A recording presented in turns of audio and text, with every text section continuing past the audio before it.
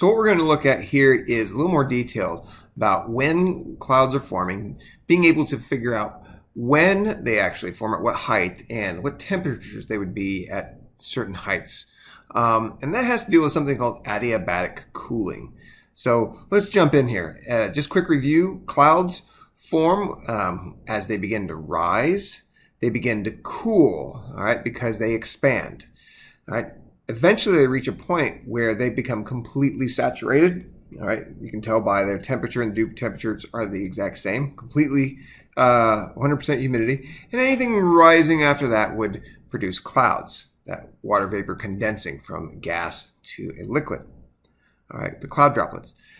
The question is, all right, how can we determine at what level this cloud will form? Well, a couple things that we need to know. We're going to need to know at what temperature does it start at. We're going to need to know what's the dew point. All right? And we're going to need to know what rate is it going to cool at. All right? Because if you know what temperature it starts at and it's going to become a cloud at this dew point, we just need to know how fast it's going to cool. Like how many degrees is it going to cool per change in altitude, maybe every 1,000 meters. And then we can actually come up with an equation very simply. So here we go. All right. First off, we're going to be using something called the dry adiabatic lapse rate. All right.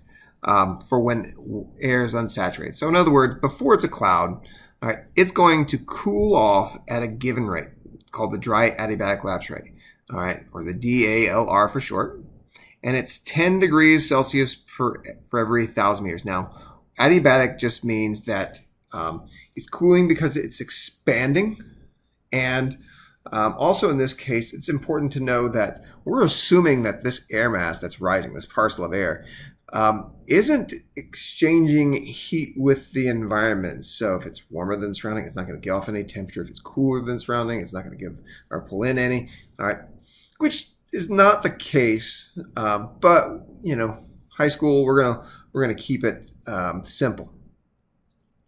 So, for example, let's just say I start off with a parcel of air at 20 degrees Celsius, right at sea level. If I'm going to assume it's going to cool off using this dry adiabatic lapse rate, that means every 1,000 meters, it's going to cool off by 10 degrees Celsius. So when I jump it up to the 1,000, all right, now it's only 10 degrees. If I go up another 0, all right, -10, -20, and so on, all the way up, okay? That's the dry adiabatic lapse rate. Very straightforward, all right? This is one of the reasons why we use Celsius, because it's a very easy conversion rate.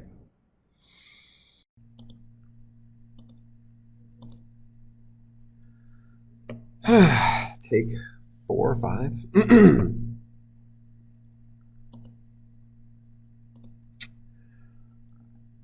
So let's take a look at this example. Let's start off with a parcel of air at 18 degrees Celsius and a dew point of 4 degrees Celsius. If it was caused to rise, at what point would it reach its LCL? So in other words, I got to figure out where this thing's going to turn into a cloud. All right, so step 1, figure out the change in temperature. All right, this little triangle just means change. You'll see that a lot. So, okay, what's the change in temperature? Well, the starting temperature minus the dew point will give me the change, and I get 14 degrees Celsius. That is the amount of temperature drop needed to get this thing down to its dew point by raising it up and adiabatically cooling it, which just means it expands and cools. So then if I know that, and I know that it's going to cool using that dry adiabatic lapse rate of 10 degrees Celsius per 1,000 meters, I know it starts at 0 meters, you can figure out where it's going to be. All right, so it's drops of 14 degrees Celsius. It's cooling at this rate, and it starts at 0 meters. Now, just to show you a little bit of the math, all right, and how this works out. Remember, you got to flip your fraction there, your second one. So 14 degrees Celsius times 1,000 meters over 10 degrees Celsius. All right, plus that 0 meters. Well, take a look at some things that cancel out. I know this is going to reduce down, and this degree Celsius is going to cancel out with that one, leaving me a difference of 1,400 meters. So that means this thing's going to rise up to 1,400 meters and become a cloud. That's how you calculate the LCO. Now, what happens if it continues to rise? It's still going to cool off, but will it cool off still using that 10 degrees Celsius per 1,000 meters? Well, it's not. Moist air, aka saturated air, is going to continue to cool as it rises and expands, but it's going to do it at a different rate. Now, this is called the moist adiabatic lapse rate, and it really varies depending on how much moisture is in the air, but we're just going to use the average to make it simple. Of every 1,000 meters, it will cool off 6 degrees Celsius.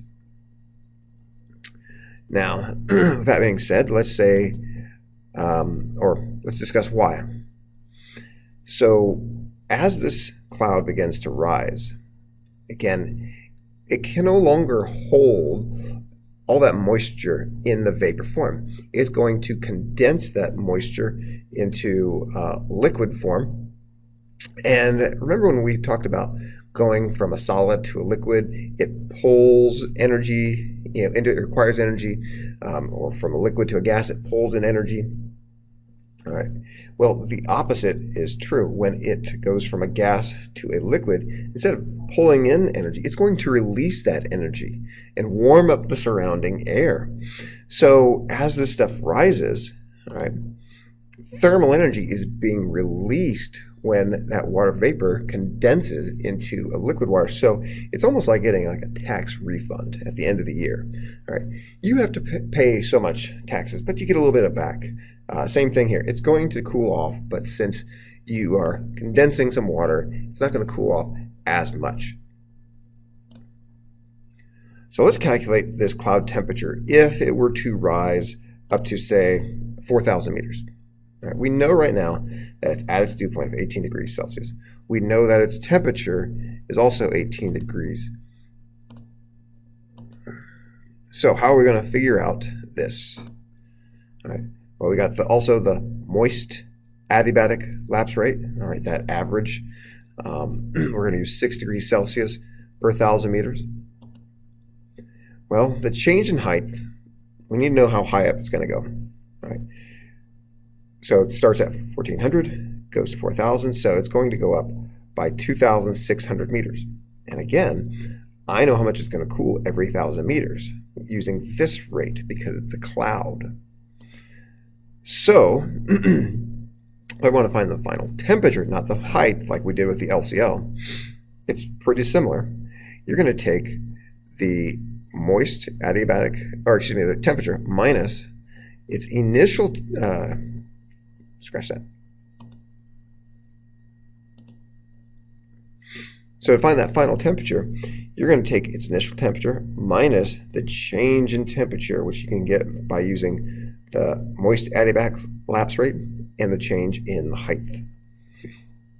So we take 18 degrees Celsius, all right, minus all this jazz. Now again, these units start to cancel out.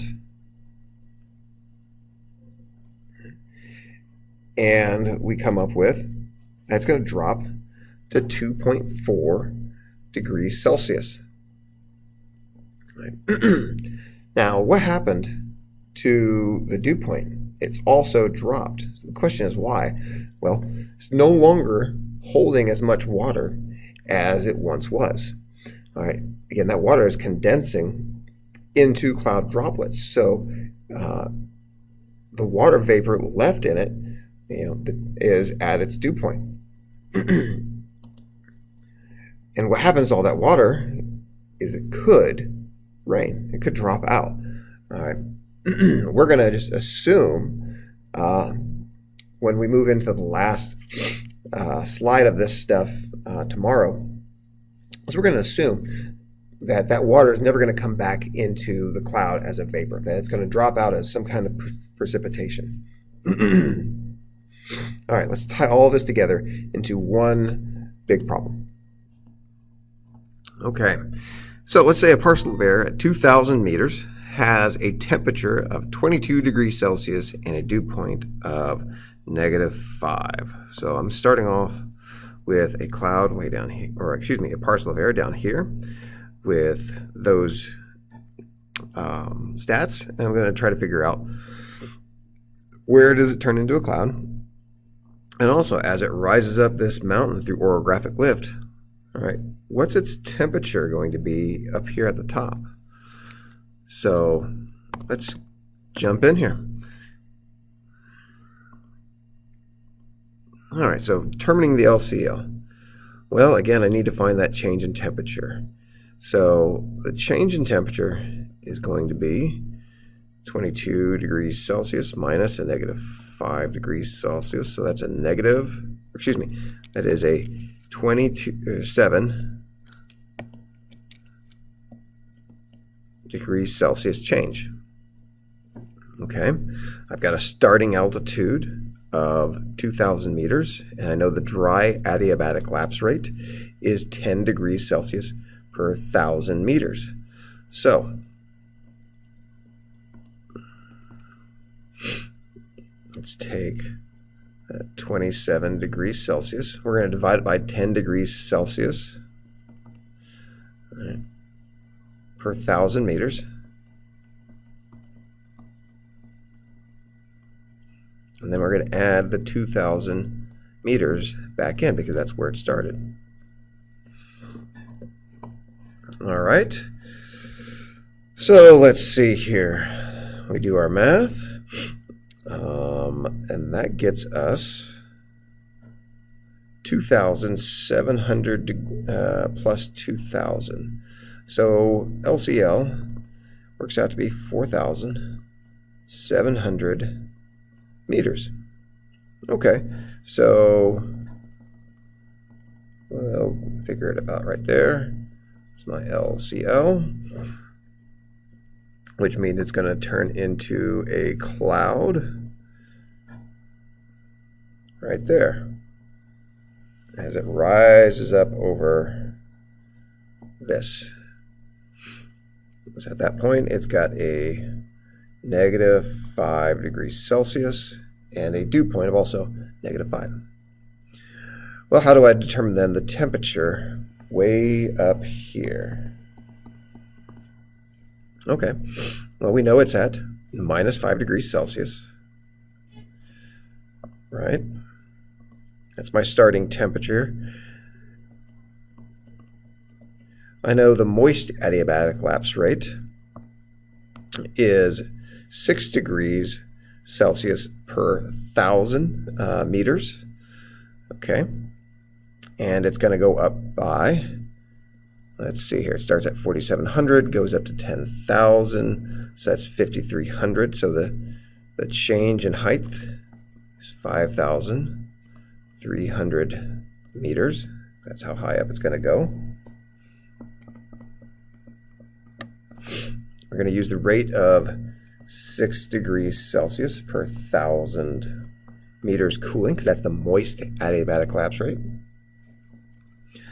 All right, so we're going to drop the temperature using that information. So let's take that height and that moist adiabatic lapse rate, 5,300 meters times 6 degrees Celsius over 1,000 meters. And let's see, what do we get here? So that's going to get me a bone-chilling temperature of, let's see here, -36.8 degrees Celsius way up here. All right, so that's how we calculate the LCL and the temperature of a rising parcel of air.